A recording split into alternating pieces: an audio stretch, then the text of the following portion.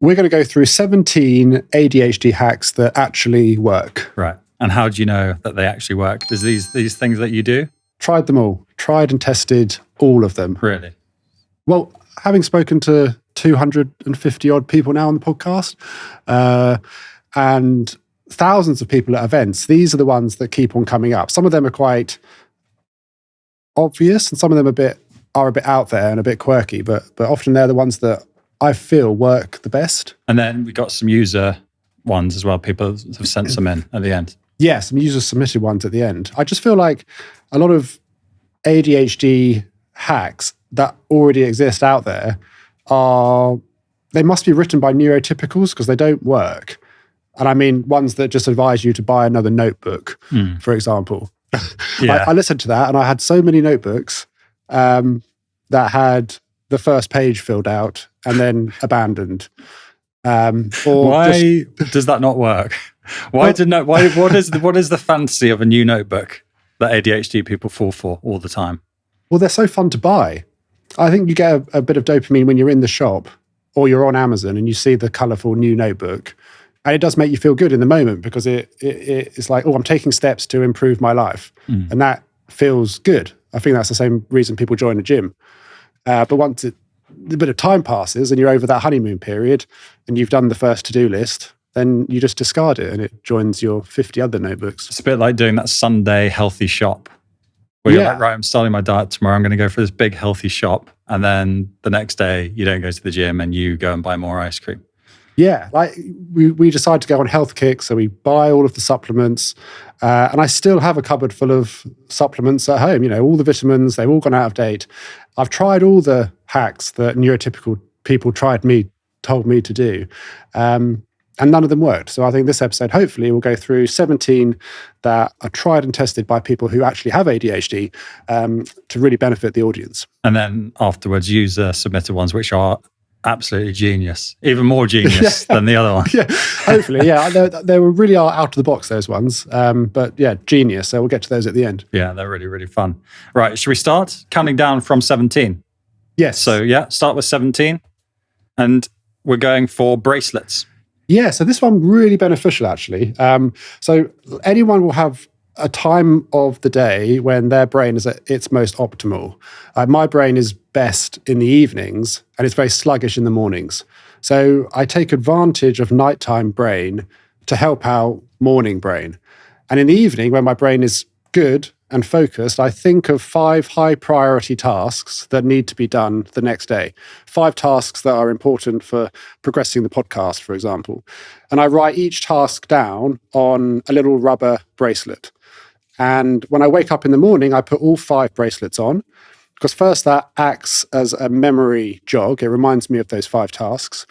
And as I go through the day and I complete each task, I then take off the corresponding bracelet from my wrist, put it in a bowl.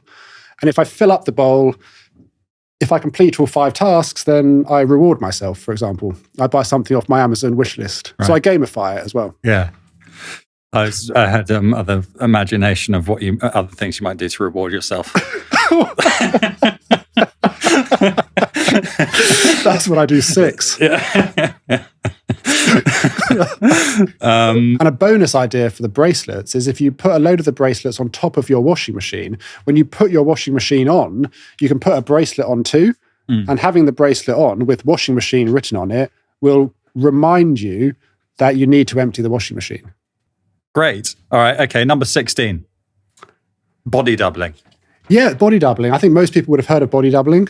So I'll get that one out the way first. Body doubling is like this is really interesting phenomenon where if you bring somebody into your physical now, your surroundings, you somehow sort of feed off their energy.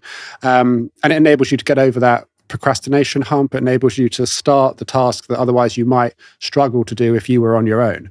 For example, if you are struggling to start tidying your flat, that could be really hard. But if you invite a friend over and someone's just sat on your sofa, then suddenly their mere presence in your proximity gives you the energy to start the task and to get the cleaning done.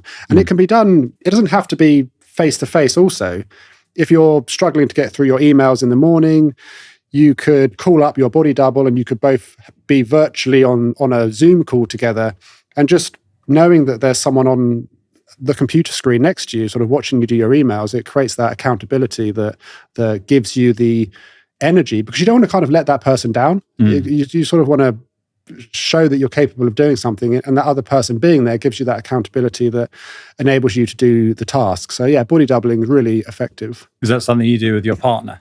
Just having her there helps? It really helped me write my first book, funnily enough.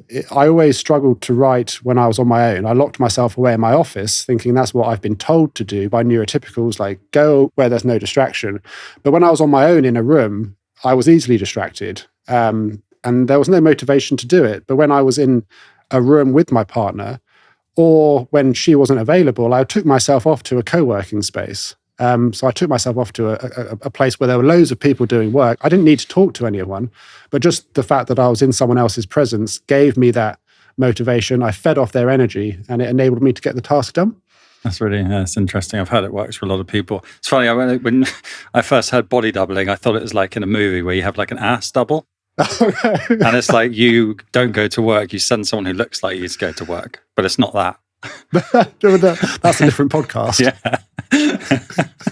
Body doubling. Okay, number 15, frozen chopped vegetables. Yeah, so really simple. I've lost track of the amount of money I've lost by buying fresh fruit and vegetables, thinking I'm going to go on a health kick, putting them in my fridge, and then I check my fridge a week later and they're moldy, smelling, disgusting.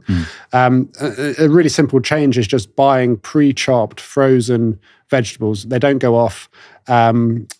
And it just takes away a lot of that friction of cooking healthily as well, because you've got healthy fruit, you've got healthy veg in the freezer. So when you want to make a nice dinner, it's already there, and it takes away a lot of that. So it's healthy and it saves you a lot of money because they don't really go off. So it's about making your food as accessible as possible. And even if that means spending a little bit more on the food in the first instance, because frozen pre-chopped veg can be a bit more expensive than fresh. But if it means you're actually going to eat it, then I think it's so worth the extra money. And also sometimes there's no shame in buying kids pre-chopped food. You see that quite a lot in supermarkets, because it might be a bit more expensive, but if it's pre-chopped in a packaging that is one portion, the chances of you eating that before it goes off is also going to outweigh, I think, the extra cost that you'll be spending. Yeah, that's a really good one. That was number 15. So number 14, toothbrush. Yeah, number 14. So this one is a bit controversial, but I think it's really important. Many people with ADHD really struggle with hygiene, particularly brushing their teeth. They could be lying in bed at night, doom scrolling social media, and suddenly they forget that they need to brush their teeth, or they're aware of it, and the task of getting up is too much. So they just don't. And I think just having either your main toothbrush or a disposable toothbrush next to your bed, on your bedside table at all times, can be really beneficial, because even if you don't use toothpaste, which I would recommend, like fluoride is better, but it's better than not doing it at all. Just having a toothbrush next to your bed, so you can just give them a quick brush just before you fall asleep, gets the job done, less chance of fillings and tooth decay. Genuine question. Why do people with ADHD forget to brush their teeth? A lot of the time it's just a memory issue.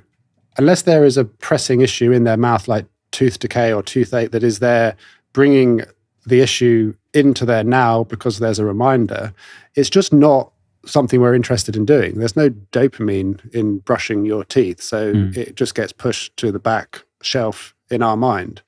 And even when we do remember to do it, the thought of carrying on scrolling social media, or just falling asleep if we can, is just so much more enticing, and it's the path of least resistance. Anything that is high effort, low dopamine, like brushing your teeth, it just gets left behind. I guess it's maybe like with like hyperfocus and things like that, people forget to eat, drink, brush teeth because they're so focused on what they're doing, and then they just pass out. Yeah, having a toothbrush next to your bed, maybe some floss as well. Get the job done just before you fall asleep. It's a little bit gross, but what's more gross is not doing it at all and then having toothache and an expensive dentist bill down the line. True. Your partners will thank you for it. Yes. And your dentist will hate you for it. Exactly. Right, number 13, clothes bins. Yeah, so this one was a game changer for me. So I put 3 bins in my wardrobe, and I labeled the first one as dirty, where I put my dirty clothes, the ones that need to be washed. The second bin is clean, clothes that are clean, ready to be hung up. And the third bin are clothes that are not clean, but they're not dirty enough to be washed. Essentially, clothes that I can wear again. Okay, that's a good one. Because I get that mine are all mixed up, and just I didn't realize I've got a very poor sense of smell. And I didn't realize that smell can travel from clothing to clothing. Yeah, you get the musky smell. You end up without the bins. You end up just throwing stuff on the floor. The doom pile grows and escalates. These bins, super easy to throw them into. Big labels on each one. Save yourself a lot of money on washing clothes that don't need to be washed. Smells like contagious in the clothes world. It's like COVID for clothes. Yeah.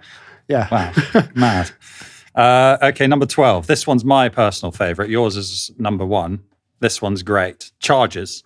Yes. So again, this one will stop you ever running out of phone battery. Everyone spends time in different areas of their house. It could be in the kitchen, on the dining table, on the toilet, wherever it is. Always make sure you've got a phone charger in every single location. So wherever you are, you can always make sure your phone's charged. Okay, number 11. This is an interesting one. I have no idea what it means. And this is productivity hacks. Icebergs. Oh yeah, so this is actually one of my favorite, and the one that I think really helps me manage this podcast is everyone in their life will have big tasks that need to be done. Think of them as icebergs.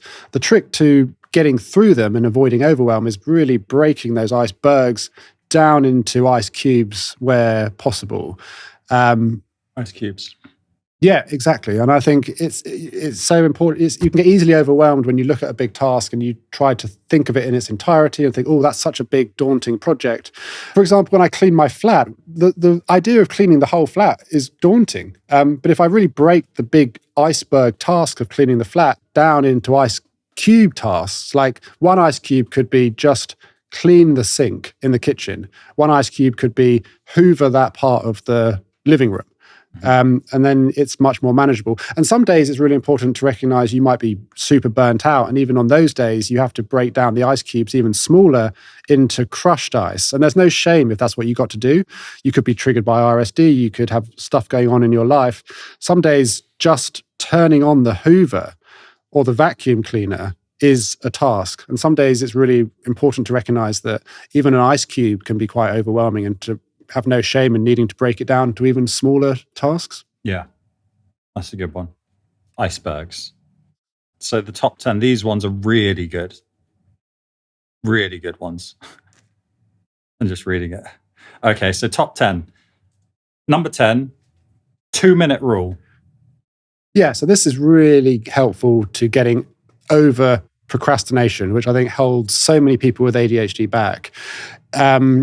Rather than saying you're going to commit and do a whole task in your head, like, for example, going back to the cleaning my flat idea, rather than say I'm going to clean my whole flat, which is daunting, I can say I'm going to clean for 2 minutes, or I'm going to exercise for 2 minutes, or I'm going to start writing this email for 2 minutes. And a lot of the time, that enables the task to be less daunting in your head. It gets you through that procrastination hump, gets the momentum going, the dopamine builds, and you're actually able to then carry on and complete the task in its entirety. So you're just tricking yourself really into productivity.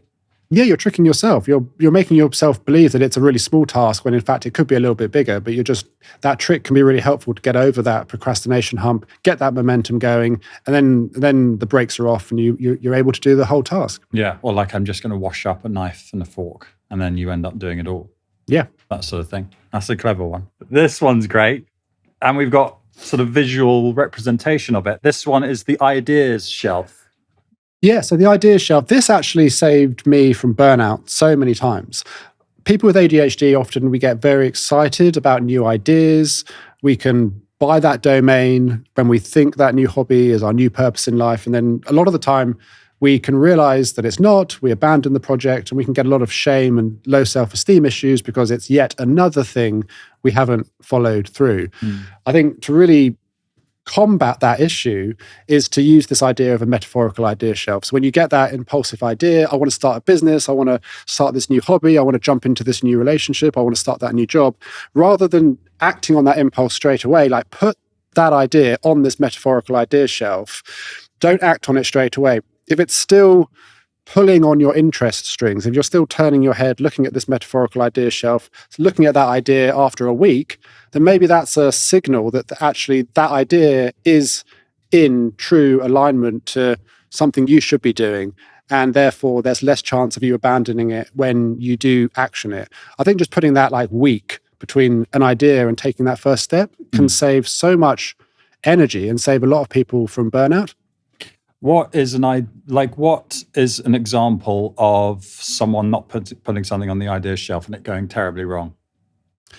Well, I think lots of people with ADHD, because we're at a lower level of dopamine. So when we have an idea to start a new podcast or start a new hobby or start a new candle making business or jump into a new relationship, we get very excited in the early stages. And often we don't give ourselves enough time to actually think and consider if that opportunity is a good fit for us and if it's in alignment with our true core passions and what we're actually interested in. And a lot of the time we say yes because it's exciting, and then we get over the honeymoon period and we abandon that relationship. That domain enters that graveyard of domains that so many of us have. We leave that job. And I feel like there's a lot of shame and self-esteem issues that come with this history of abandoning things time and time again. Whereas we just put a little break between the initial excitement and taking that first step, that gives us enough time to almost reflect on the opportunity and then decide if it is a good fit or not. So sort of combating the famous ADHD impulsivity. Yeah, impulsivity is amazing, but I think it has to be managed and to recognize that not everything that you get excited about is worth pursuing. And it's just putting that pause, putting a break between that initial excitement and taking that first step. Yeah. It's good. And it's also it helps the person that you might be jumping into a plan with, because the amount of times that I've mentioned a plan to someone who's got ADHD and they get really excited, and then when I really want to do it 2 days later and they're not interested. So actually it's quite a responsible thing to do. Yeah, I've fallen out with people in the past. People have come to me with an idea and I've gone, that sounds brilliant, let's do it, I'm in. And then a week later I've lost interest, but they haven't. Yeah. And they've put considerable time, resources, energy into the idea based on the assumption that I'm involved. Yeah. And it's a huge amount of shame and embarrassment having to somehow, either you ghost them or you have to sort of say, I'm really sorry, I've lost interest. So I think, the metaphorical idea shelf is really helpful to save yourself from a lot of shame and burnout. Number 8. Okay, right. We're really getting into the really, really, really, really, really useful ones. This one, massive problem in the ADHD community. Reusable shopping bags. This one's actually saved me so much money. For years, I had a cupboard in my kitchen that was full of reusable shopping bags, because every time I'd go to the supermarket, I'd buy a reusable shopping bag because I had forgotten to take ones that I already had. So I had to buy another one, ended up having too many. But now I always make sure that I've got a ton of them in my car. And the extra special bit of this hack is I tell Google Maps when I'm in the supermarket car park to make my phone beep. It notifies me based on a geographical location app. You can do this in Google Maps. So when I drive into the supermarket, my phone beeps and I've set the notification to read, grab a reusable shopping bag. So it reminds me, I reach over, grab a reusable shopping bag, and it saves me the money of having to buy a new one. Yeah. And do you also have that thing at home, though, where you've got a big cupboard full? You've already said that, haven't you? Big cupboard full of reusable bags, and they all just pour out everywhere. You already did that bit, so we'll move on. This one. Oh, number 7. This is a big one. And you didn't tell me I'm going to be needing to act for this, and I've got to say something as a sentence. Can I let you know tomorrow? You can. Yeah. I think people with ADHD really struggle to put boundaries in place. And I think for many of us, the knee-jerk reaction is just to say yes when we're asked to do something, and the RSD comes into this, people pleasers, we don't want to let someone down. And we end up taking on too much, overworking, perfectionists. I think it can be solved by, rather than saying yes straight away, we say, can I let you know tomorrow? And it's a really simple reframe that, similar to the metaphorical idea shelf, it just puts a gap between the ask of your time and attention and your response to it. It gets you out of that initial fight or flight scenario where you feel compelled to say yes. And can I let you know tomorrow? It just enables you to have a breather. And 9 times out of 10, you can then text the person or email the person and say, actually, no. Yeah. People pleasing is a big thing, isn't it? Oh, I mean, it's huge, right? It comes up so many times in this podcast. It's the quest to avoid rejection, not have someone's approval of you taken away. RSD, horribly painful. A quick word from our sponsor. We've all had that nightmare. You're on that final warning from that friend. If you miss their birthday again, your friendship is over. Finito. And you do miss it. Even worse, you miss their wedding and you were giving the speech you forgot to write. I can change, you plead with them, and they say, no, you can't. Well, actually, you can. How? Tiimo app. That's how. Tiimo app has organised me in a way that's made me unrecognisable to my nearest and dearest. What ADHD? Tiimo's ultimate planning partner, checking in on you to see what you need help with and what chores you need to accomplish day to day. The important difference is Tiimo is designed by neurodivergent brains for neurodivergent brains, and you can tell it's built to adapt to your neurodivergent way of thinking and be flexible to your way of planning. And now it's even more simple with the AI Planning Assistant. Tiimo offers an incredible new voice transcribing service, making it even easier to use. It's almost so simple that it feels like a cheat code to play life on easy mode. Give it a go and use the link in my bio for 30% off. Just a note though, this code is only applicable on the web browser, not on the smartphone. Back to the show. Number 6, don't put it down, put it away. This one is the reason why my flat is cleaner now than it was before. It's helped me a lot. It's so tempting to just come home from work, come home when you're stressed, whatever, and just dump whatever is in your hands wherever you are. And I still do that a lot of the time. But also, I try to remind myself of this mantra, like, don't put it down, put it away. Put stuff in a cupboard, put stuff in a drawer, put stuff away where possible. Because when we don't do that, it's such a almost reflex of us to just put stuff on the coffee table, put stuff down. And before you know it, your flat is an absolute tip. And you're stood there with like so much shame and embarrassment because your flat is so dirty. And just a simple mantra that try to do it as often as you can. Don't put it down, put it away. Number 5, everyone who comes in here talks about this one. Number 5, cancel free subscriptions. Yeah, it's so important. When you sign up to something and you put in your card details and you sign up for the 7 days or the month or whatever it is, like make sure you cancel it straight away, because how many times I've said to myself, I will cancel it later, and I don't. And then I check my bank balance and $10.99 has gone out or $49.99 has gone out.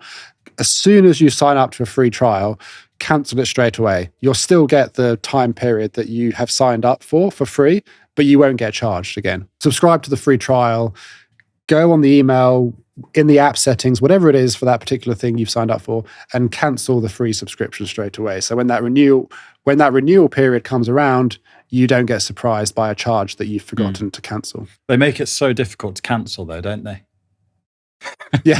It's like they've got this unsubscribe or cancel button there, and it's sort of like one of those tricks where you get the cursor and it like moves, and you have to just like I was furious because I won't say the name, but I signed up to a newspaper to read an article, and then to cancel you have to phone up, bastards, and speak to someone. That's mental. That is an ADHD's nightmare. Making a phone call. So it still goes out of my account every month. Really? Yeah. Bloody hell. They're probably making quite a lot of money, aren't they, from people falling into these traps? Maybe that's what they're doing it for. Come to think of it. Right, number 4. Getting quite near the end now. This one is very similar to an Oasis song. Always look back. A bit like don't look back in anger, but the opposite. Always look back. So this one saved me from losing my laptop once. Whenever you're on a plane, whenever you're on a train, whenever you're on a bus, whenever you're in a restaurant, whatever it is, when you're walking away from where you've been sat, always look back. Always look back at where you've been sitting, because time and time again, I didn't do that, and then I have left something behind. Like, it's a really simple thing, but always look back, because the chances are you've put something in the overhead compartment, you've put something on the chair next to you, whatever, and you've forgotten it's there. Always look back. That's a really good one. I actually went to the cinema on Sunday and I looked back and my wallet was there. What were you watching? The One Disaster After Another, Leonardo DiCaprio's new film. You said, yeah. 3 hours, ADHD nightmare. I counted everyone in the audience like 10 times, and then all the lights as well. And it's an amazing film, but I still got bored. What's a hack, do you think, for getting through a long film that you... I think the best hack for watching a movie is go to the cinema, because it means you're rude if you go on your phone. It's the only way I can watch films. The only way. Other than that, otherwise I'm just, you're Googling characters, aren't you? You're looking at the film that they did in 1987 on IMDb and who did that. And then you're like looking to see who wrote that. It's mad. I often walk out of the cinema having taken on the entire character of the lead role in the film I've just watched. Really? Like, I adopt the personality of the lead character in the film I've just watched. People do that with taxi drivers a lot, don't they? They sort of adopt the accent of the taxi driver, which the taxi driver must get really, really insulted by. I watched Fast and Furious once. Nearly got arrested on the drive home. You were too quick for them. That's funny. That's really funny. Are we in the top 3 now? Yeah, best 3. Okay. This is real gold dust. This might make everyone a bit too productive. yeah. They might have too much time. Wipes out ADHD from the map. Yeah, it does, yeah. Then the podcast is over. Shit. Right, number 3, top 3. So the bronze medal in all of this. 2 things at once. So for me, it's about really taking advantage of your moments of motivation. So if I'm cooking dinner in the evening with my pre-chopped veg, I'm in a high state of motivation and I try not to waste that. So while I'm waiting for the vegetables to simmer, I start cleaning my flat simultaneously. So if I've got motivation to do one task, I've probably got motivation to do something at the same time. So I try and kill 2 birds with one stone when that motivation hits. So number 2, the penultimate, the silver medal in the list. It is under 1 minute. Sounds like a lot of your famous Instagram content. This one's helped me a lot. I think when you're tasked with doing something like emptying the washing machine or cleaning your flat, you kind of give yourself a challenge to say, can I do it in under a minute? And a lot of the time that just makes it so much fun and it gets you going. Or if it's like a slightly bigger task, can you do it in the time that it takes your favorite song to finish? So you get out Spotify, press play on your favorite song, Beyonce, Eminem, whatever it is, press play. It's normally about 3.5 minutes, and see if you can get the task done before the song finishes. The Holy Grail, the gold medal. Drum roll for the biggest ADHD productivity hack. This is a very important one, but also quite a serious one. Self-awareness. Yeah, so I think this is the most important ADHD hack and management tool, is working on your self-awareness. Because I've said it before, I truly believe that ADHD isn't a deficit of attention. I think when someone with ADHD finds something that they're truly interested in, they don't have a deficit of attention, they have an abundance of attention. That's when someone with ADHD can become world-beating, best in the world at that thing. I think ADHD is more a deficit of self-awareness because of years and years and years of masking and pretending to be someone that you're not. I think ADHD people are the world's best actors. We're incredible at playing a character called normal. We're so fearful of criticism and rejection, so we pretend to be someone that we're not in order to fit in. And that can feel soothing in the short term, but the long-term consequences of that is we don't have any idea who we really are. We don't have any self-awareness. So when opportunities come into our now, whether that is a new relationship or a new job or a new hobby, we can get very excited and jump on that thing and say yes to it. But we don't know if it's truly a good fit because we don't know who we really are. We have to work on our self-awareness. And we can do this really easily by asking ourselves some really basic questions like, what happened today that made me happy? What happened today that made me sad? What happened today that I found easy? What happened today that I found hard? And we have to be careful because sometimes the answer to those questions can be part of the mask and we don't even know it. So we have to pay attention to our knee-jerk reactions. These are signals that our body gives off before the masked version of us has a chance to respond. For example, you could be reading a magazine and you see an advert for a musical theatre role, and you intrinsically get really excited about that opportunity. But then you remember that your parents wanted you to be a doctor, or someone told you something on the playground when you were a kid, and you suppressed that excitement towards the musical theatre role. That's what I mean about a knee-jerk reaction. Those signals that your body is giving off, that's your inner child screaming out, trying to remind you of who you really are before the mask had a chance to take hold. That's the biggest ADHD hack, I believe, working on your self-awareness, truly understanding who you really are, what you're interested in. So when an opportunity does come into your now, new job, new relationship, new hobby, you can clearly see the points of that opportunity and align it with the points of who you really are. And once someone with ADHD starts saying yes to things that are actually a good fit for who they really are, that's when they don't abandon it. That's when that relationship sticks, that job, they stay in it, that hobby becomes the next global business. That's the biggest ADHD hack, is building your self-awareness and realizing that you don't need to mask. The version of you that you've been hiding for so long is actually the part of you that is going to give you the biggest competitive advantage, and to really lean into it. That's when you can thrive. And the consequence of not abandoning things, staying in a relationship, becoming the best in the world at that hobby, sticking at that job, the self-esteem, the self-confidence, they compound positively as well after years and years and years of compounding negatively. Very good answer.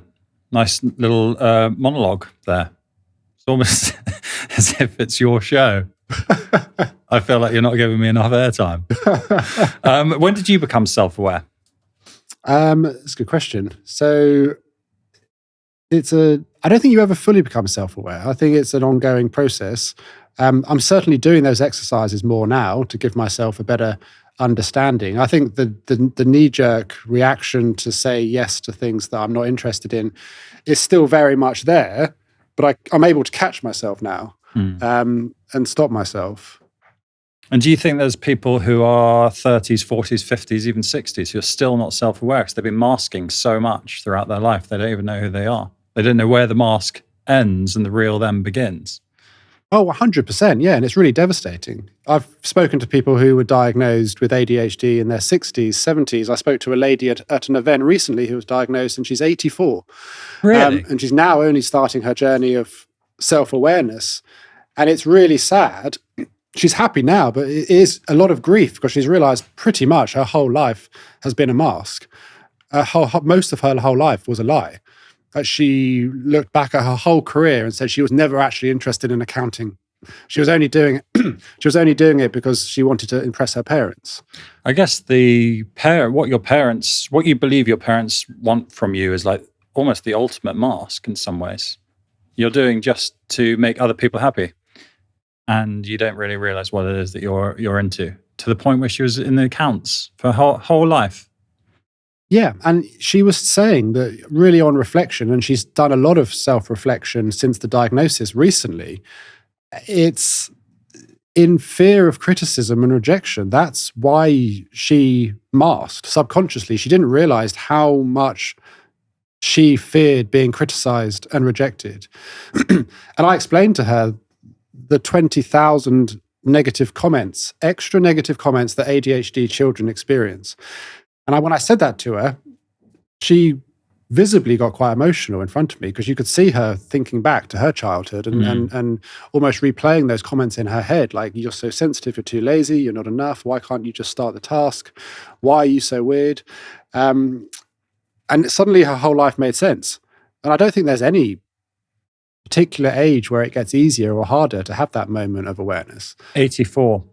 Wow. And she's finally now trying to live a life that is true to what she really loves. She was saying she's finally going to theatre. She always suppressed her desire for theatre. And I think when I say that example about the musical theatre, I think it's because I'm thinking of that story. She always suppressed it because she said she was told in the past that musical theatre is not something you should spend your time doing. Right. And you should just work hard and get good grades and be a good accountant. And that's what she did her whole life. It's hugely emotional for her to get that diagnosis at that age and to look back. And she honestly said half of the friends that she had throughout her life were part of the mask. Many relationships were part of the mask. It was, she didn't realize how much her fear of criticism was controlling her life and how much she was people pleasing, how much she was putting other people's needs ahead of her own. And she said it was her biggest desire that she could go back in time, like we were joking about earlier, and like tell her younger self, like, be true to who you are. Put your needs first. Pretty courageous to look for a diagnosis at 84 as well, to learn all that stuff. Yeah, I mean, many people at that age, it's like, well, okay, what's going to change? I mean, I've lived my whole life this way now. Is there any point in getting a diagnosis? Is there any point in realizing that I might have ADHD or autism, or I might be a bit different? I've coped until now. But for her, it was really validating. In fact, she even said it was almost like the closure. And even though she's lived most of her life not being true to who she is, it was incredibly therapeutic to know that the time she has left, hopefully many more years, will be spent being true to who she really is. And she said that was the best feeling in the world. Yeah, that's a really nice thought. What happens if someone unmasks and they realize that they really like hurting people and burning stuff? Yeah. Well, she's since been arrested. Yeah. Yeah. Okay, well, that's the last one. I think that's a fantastic list. And I feel more productive now, and I haven't even done any of them yet. Well, hopefully it condensed 2.5 years of podcast learnings and everything that goes with that into a short episode to hopefully give people a bite-sized productivity hack lesson. Yeah. I mean, fantastic list. Now for the fun part, the really fun part, other people's ideas. And some of them are absolutely incredible. Yeah, so I'll just read out some of the best ADHD hacks that were sent in when I asked people to send in their ADHD hacks. The first one, do not sit down. Very basic, but I think I guess once you sit down, it's almost like a spider's web. It can trap you. You get paralyzed by it. You're addicted to the comfort of being sat down. Yeah. It's almost like a sticky spider's web, I guess, and you can get sucked into social media, you start doom scrolling, and it can almost be a trap. So yeah, very much agree with that one. Do not sit down. If you've got that momentum, keep it going. Next one, schedule appointments as early as possible, or else I can't focus on anything except waiting for that appointment. Yeah, I mean, that's hugely relatable. I think so many people get stuck in waiting mode if they've got something to do in the afternoon. Mm-hmm. And the anxiety thinking about that appointment and what comes with that, social anxiety, being perfect for it, almost blocks them from being able to do anything productive in the lead up to it, and they're stuck in waiting mode. I was saying this the other day. There's a really funny quote I remember hearing, which is, if you're naked and you want to feel more naked, put socks on. Have you heard that? No. All goes back to sex with you, isn't it? But the point being that if you've got an empty day and you want it to feel even more empty, arrange something at the end of the day, because you're just waiting for it all day that you can't do anything else. Right. Okay. Yeah. I mean, I think it's a real issue. Waiting mode is a significant, and I think it's one of those things that will sound completely obscure to someone who doesn't have ADHD, but people with ADHD truly believe and truly feel this experience to be true. Mm-hmm. This almost paralysis of, oh my gosh, I've got something to do at 4 p.m. Therefore, I literally cannot do anything until that thing comes around. Yeah, it's bad. Like a Zoom call at 4:30 is like, ruins the whole fucking week. Forget to pick the kids up from school because of it. Yeah. Box theory when cleaning. Bring a box to the room you're cleaning. If it doesn't belong in that room, put it in the box, not to the room it belongs. That way you stay on task. Take care of box items later. So you take an empty box into a room that you're cleaning, and you'll find, for example, say there's a dog toy in the kitchen. You put the dog toy in that box, right? And then you leave it there for as long as you want. And then you can pick up the box and then you put it somewhere else. Is that what it's saying? Yeah, I guess it's just about a quick way to clean up a room without getting overwhelmed about thinking about where all the individual items go. Segmenting it, yeah. Okay. It's binary. It's like this either belongs in this room or it doesn't. And if it doesn't, it goes in the box And then maybe that's another chore for another day. Where you are on the sofa, you're like, oh, I need something to do. I'll pick up that box of all that stuff, and that will be my chore for that time zone. Yeah, it's another task, I guess. Or the box ends up in my shed of shame with all of the other stuff that is too overwhelming to sort out. Sort of sticky Paul mags and stuff like that.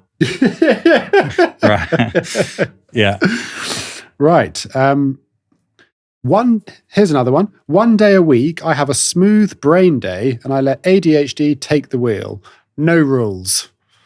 Jesus, that could get a lot of people in a lot of trouble. Yeah, that's like basically saying no. That's like saying nothing's illegal. Yeah. Do what you want. Yeah. God. So I guess that's just letting the brakes off and doing what you want. It's like that film, The Purge. Yeah. That one day where anyone can break the law and do whatever they want. Yeah, I'm not sure I agree with that one. We're not advocating that anyone does anything crazy. Another one. This one's interesting.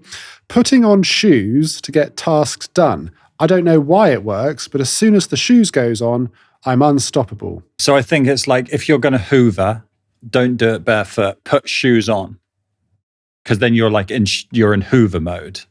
Why do you think it works? Because it makes you feel you've got more of a purpose if you've got shoes on, because you put shoes on generally to do something. Or maybe it goes back to your rule of you just do a 2-minute rule. Like, you're already doing it by the time you put the shoes on, you're already halfway there.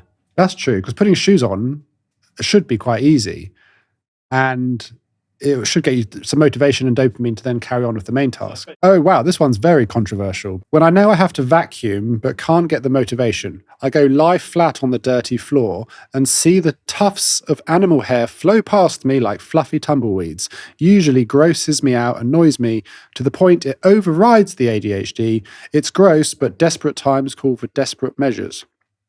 That's a very strange one, isn't it?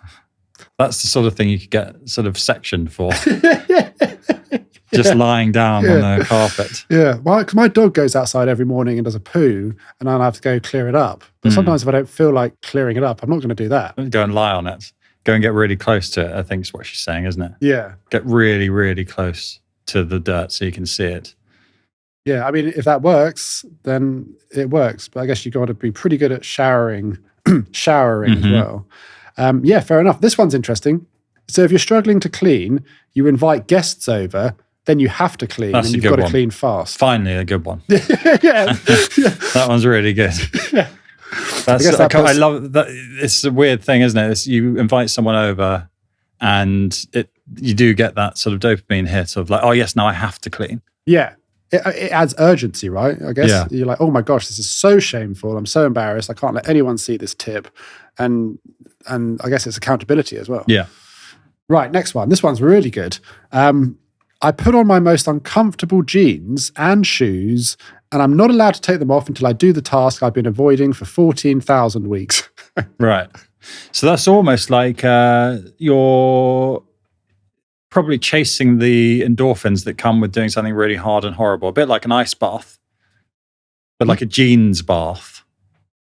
It would make me going through pain. So at the end, when you're chasing the feeling of taking off your jeans. Right. Okay. This one's interesting. Throughout the year, I hide $20 bills around my apartment and wait until I have no money for food. So I have to manic clean and find it all. Right. Either that person's from America or they've really lost it. If it's $20 bills. Well, they've lost it, all their money. Yeah. Literally, probably. $20 bills. So go through that one again. Throughout the year, I hide $20 bills around my apartment and wait until I have no money for food, so I have to manically clean and find it all. But that's quite dangerous, because if you forget where you've hidden them, then you're going to starve. Well, I mean, this person, he says throughout the year as if he does this year upon year. Yeah. And he's getting himself into a position where he's almost like starving every year, where he's not progressing in his life at all. That's mental. It is quite a good one. It's desperate, isn't it? In a strange way. I wonder how he figured out that as well. How did you figure out that works? Crazy. Good luck to him, though. Hope he doesn't starve to death. Right. So this one's very interesting. I leave my keys in the fridge so that I won't forget my lunch. Yeah, that makes sense, doesn't it? To some degree. So you have to go in the fridge where you're going to eat. You're going to find your keys, maybe a $20 bill as well. But you're going to find and then, so it's pairing up two tasks to act as a visual reminder. Well, like you can't leave the house. You know, keys are a very memorable thing because they make a noise. So you won't leave. It'll be like sort of Pavlovian conditioned in your head that when you're leaving and you don't hear the jangle of your keys, something's gone wrong. So then you're like, where are they? Oh, I put them in the fridge. Then that makes you remember the other things that are in the fridge. I would need a bracelet that said keys in fridge, because I would forget that I put my keys in the fridge as well. True. Yeah. And then what was going to remind you to write keys in fridge on the bracelet? Another bracelet. Ultimately, we're all quite buggered, aren't we? Yeah. It's like, it's just impossible. Really hard. Okay. I pretend I'm on live camera all the time, kind of like the Truman Show. I can't really explain why it works, but I don't want to look lazy in front of my fake audience, so it helps me get stuff done. I mean, that is almost like an allegory for religion, isn't it? If you feel like God's always watching, you act in a better way.